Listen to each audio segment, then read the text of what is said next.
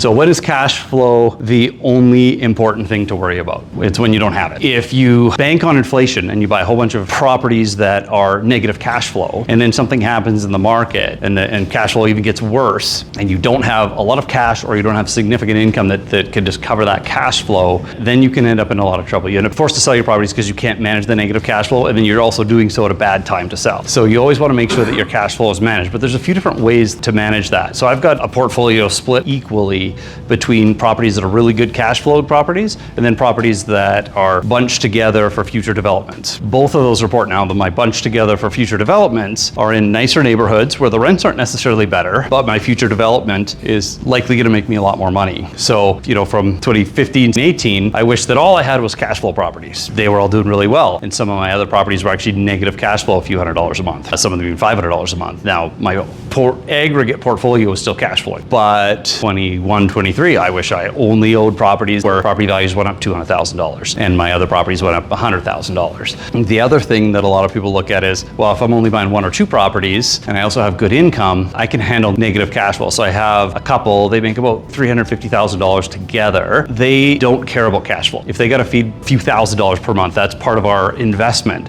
So they're okay doing that. They actually want the better appreciation and upside.